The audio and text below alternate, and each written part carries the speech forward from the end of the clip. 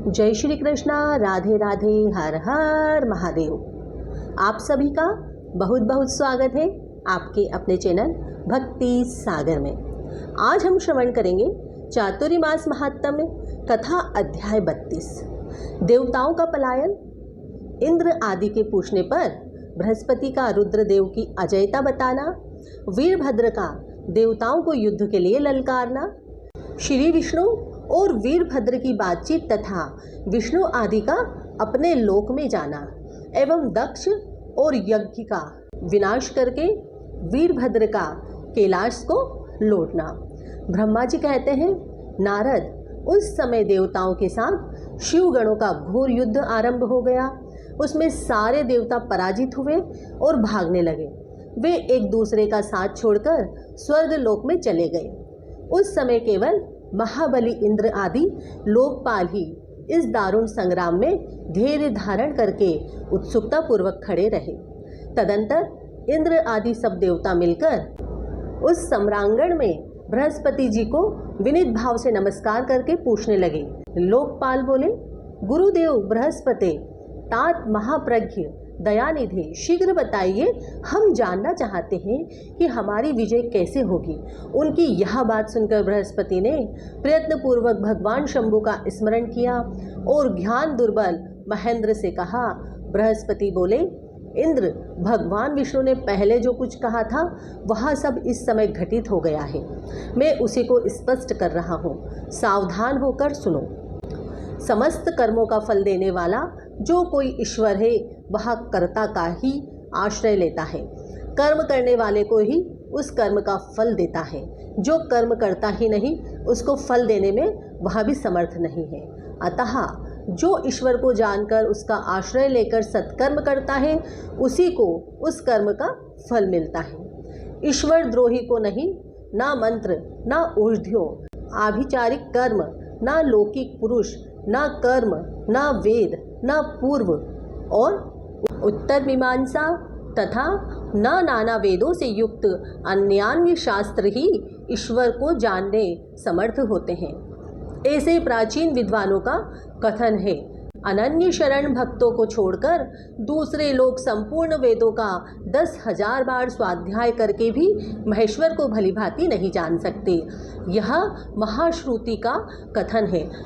अवश्य भगवान शिव के अनुग्रह से ही सर्वथा शांत, निर्विकार एवं उत्तम दृष्टि से सदा शिव के तत्व का साक्षात्कार ज्ञान हो सकता है।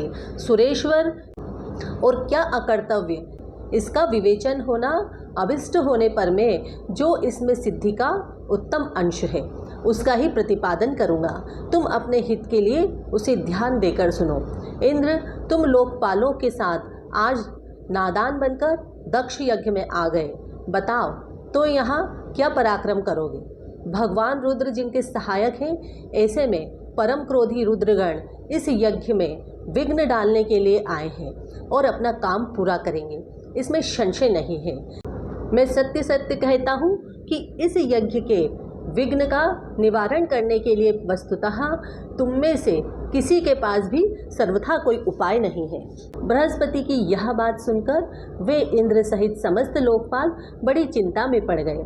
तब महावीर रुद्रगणों में घिरे हुए वीरभद्र ने मन ही मन भगवान शंकर का स्मरण करके इंद्र आदि लोकपालों को डांटा और इसके पश्चात रुद्रगणों के नायक वीरभद्र ने रोष से भरकर तुरंत ही संपूर्ण देवताओं को तीखे बाणों से घायल कर दिया।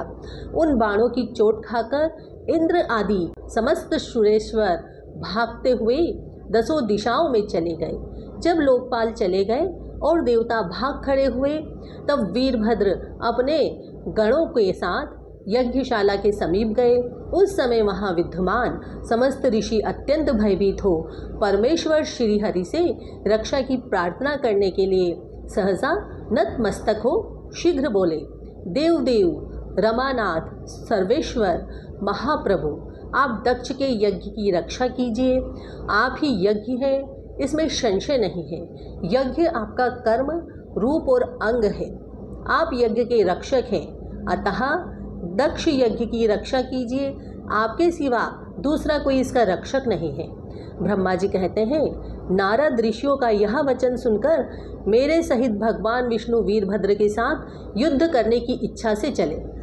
श्री हरि को युद्ध के लिए उद्धत देख शत्रुमर्दन वीरभद्र, जो वीर प्रमद गणों से घिरे हुए थे, कड़े शब्दों में भगवान विष्णु को डांटने लगे। ब्रह्मा जी कहते हैं, नारद, वीरभद्र की यह बात सुनकर बुद्धिमान देवेश्वर विष्णु वहाँ प्रसन्नतापूर्वक हंसते हुए बोले। श्री विष्णु ने कहा, वीरभद्र, आज तुम्हारे सामने में जो कुछ कहता हूँ उसे सुनो। मैं भगवान शंकर का सेवक हूँ, तुम मुझे रुद्रदेव से विमुख ना कहो। दक्ष अज्ञानी है, कर्म कांड में ही इसकी निष्ठा है। इसने मूर्तावश पहले मुझसे बारंबार अपने यज्ञ में चलने के लिए प्रार्थना की थी। मैं भक्त के अधीन ठहरा, इसलिए चला आया। भगवान महेश्वर भी भक्त के अधीन रहते हैं। तात, दक्ष मेरा भक्त है, इसलिए मुझे यहाँ आना पड़ा।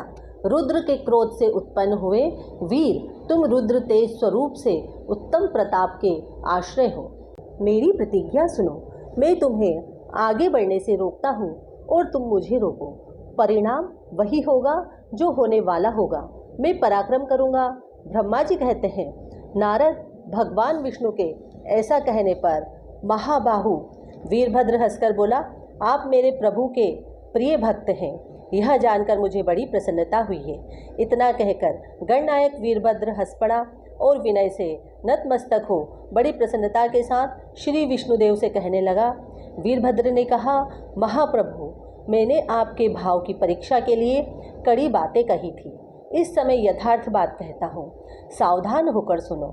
हरे, जैसे शिव हैं वैसे आप हैं, जैसे आप हैं वैसे शिव हैं, और वेदों का यह कथन शिव की आज्ञा के अनुसार ही है। रमानाथ, भगवान शिव की आज्ञा से हम सब लोग उनके सेवक ही हैं। तथापि मैंने जो बात कही वह इस वाद विवाद के अवसर के अनुरूप ही है। आप मेरी हर बात को आपके प्रति आदर के भाव से ही कही गई समझिए। ब्रह्मा जी कहते हैं, वीरभद्र का यह वचन सुनकर भगवान श्री हरि हंस पड़े। उसके लिए हितकर वचन बोले। श्री विष्णु ने कहा, महावीर, तुम मेरे साथ निशंक होकर युद्ध करो। तुम्हारे अस्त्रों से शरीर के भर जाने पर ही मैं अपने आश्रम को जाऊंगा। ब्रह्मा जी कहते हैं, ऐसा कहकर भगवान विष्णु चुप हो गए और युद्ध के लिए कमर कसकर डट गए। महाबली वीरभद्र भी अपने गण के साथ युद्ध के लिए तैयार हो गए। नारद तदंतर भगवान विष्णु और वीरभद्र में घोर युद्ध हुआ। अंत में वीरभद्र ने भगवान विष्णु के चक्र को स्तंभित कर दिया तथा शार्द धनुष के 3 टुकड़े कर डाले। तब मेरे द्वारा एवं सरस्वती द्वारा बोधित हुए श्री विष्णु ने उस महान गणनायक वीरभद्र को असहाय तेज से संपन्न जानकर वहां से अंतर्ध्यान होने का विचार किया। दूसरे देवता भी यह जान गए कि सती के प्रति जो अन्याय हुआ है उसी का यह सब भावी परिणाम है। दूसरों के लिए इस समय संकट का सामना करना अत्यंत कठिन है। वे सब यह जानकर वे सब अपने सेवकों के साथ स्वतंत्र सर्वेश्वर शिव का स्मरण करके अपने अपने लोक को चले गए। मैं भी पुत्र के दुख से पीड़ित हो सत्य लोक में चला आया।